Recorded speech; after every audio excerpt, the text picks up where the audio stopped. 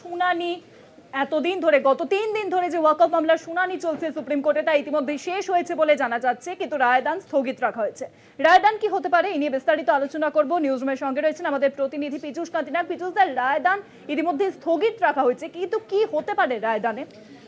দেখো, ওয়াকফ মামলায় মূলত প্রধান বিচারপতির যে বিষয়টি একদম সরাসরি বলেছেন যে তিনি এই বিষয়ের ওপর গুরুত্ব দেবেন বা কনসিডার করবেন বিচার প্রক্রিয়ার ক্ষেত্রে, সেটি হচ্ছে যে পুরনো যে সমস্ত ওয়াকফ সম্পত্তি রয়েছে সেই সম্পত্তির রেজিস্ট্রেশনের ক্ষেত্রে যদি তা সরকার সেই জমিগুলিকে দখল নেয় বা বাজেয়াপ্ত করে, সেই যে আইন রয়েছে আইনের এই দিকটি কিন্তু কনসিডার করবে সুপ্রিম কোর্ট। এটা কিন্তু আজকে সওয়াল চলাকালীন পরিষ্কার করে দিয়েছে প্রধান বিচারপতি। এই নতুন আইনে, সংশোধনী আইনে সরকারের পক্ষ থেকে যা বলা হয়েছে সেটা হচ্ছে সমস্ত ওয়াকফ সম্পত্তিকে কিন্তু নথিভুক্ত করতে হবে।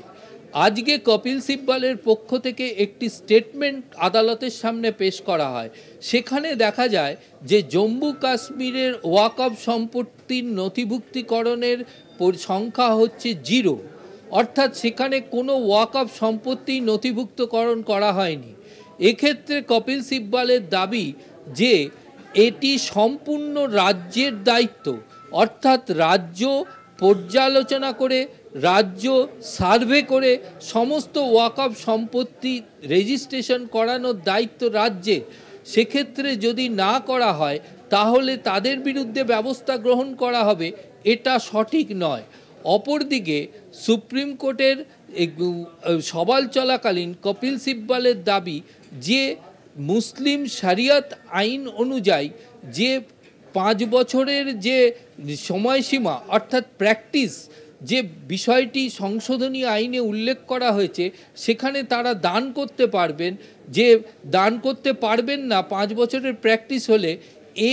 এই যুক্তির প্রেক্ষিতে কেন্দ্রীয় সরকারের সলিসিটর জেনারেলের যুক্তি হচ্ছে যে মুসলিম শরিয়ত আইনের 2 নম্বর ধারায় যে বিবাহ থেকে শুরু করে মুসলিম রিচুয়ালের উল্লেখ আছে, সেখানে কিন্তু সেই রিচুয়ালে অংশগ্রহণ করতে গেলে সেই ব্যক্তির কাছে একটি ফর্ম ফিল আপ করে জমা দিতে হয়।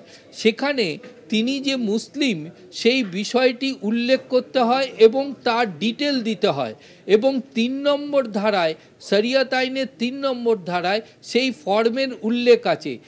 কেন্দ্রীয় সরকারের আইনজীবীর যুক্তি যে ওই একই ফর্ম যদি জমা দিয়ে ওয়াকফ সম্পত্তিকে দান করা হয় তাহলে সেক্ষেত্রে কোনো অসুবিধে নেই। অর্থাৎ এই সংশোধনী আইনে 5 বছরের যে কথা, প্র্যাকটিসের কথা বলা আছে, তা শরিয়ত আইনের 2 নম্বর এবং 3 নম্বর ধারাকে মেনটেন করেই এই সংশোধনী আইনে তা রাখা হয়েছে।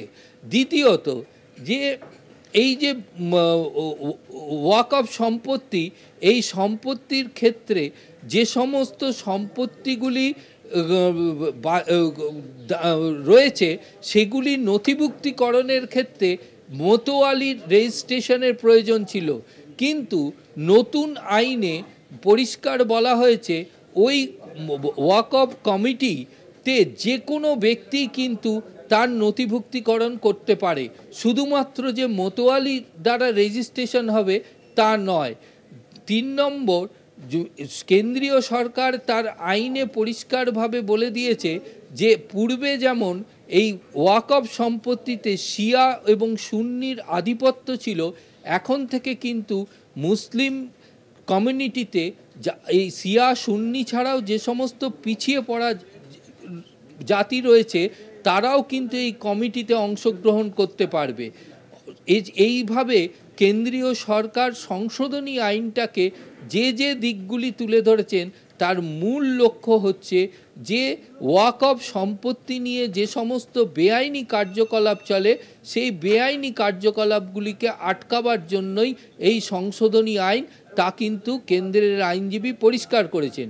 অপরদিকে কপিল সিব্বল এবং মনু সিংভিদের দাবি ছিল যে পুরনো সম্পত্তিগুলির হস্তান্তর সংক্রান্ত নথি যদি না দেওয়া হয় তাহলে সেগুলিকে বাতিল বলে ঘোষণা করা হবে এবং সরকার বাজেয়াপ্ত করবে। এক্ষেত্রে কেন্দ্রীয় সরকার পরিষ্কার করে দিয়েছে যে সেক্ষেত্রে শুধুমাত্র ওই সম্পত্তিগুলি তার সংশ্লিষ্ট আদালত থেকে চিহ্নিতকরণের শংসাপত্র এবং ওই ওয়াকফ সম্পত্তির বিগত 5 বছরের যে হিসেব সেই হিসেব জমা দিলেই তার নথিভুক্তকরণ হবে। তবে সম্পত্তি নথিভুক্তকরণের ক্ষেত্রে সেই বোর্ডের যিনি আছেন ওয়াকফ বোর্ডের কর্তারা তারা সার্ভে করবেন এবং সেই সম্পত্তি কোনো বিতর্কিত সম্পত্তি কিনা তা যাচাই করে তবেই তারা নথিভুক্ত করবেন। অনেক ধন্যবাদ পীযূষ দা।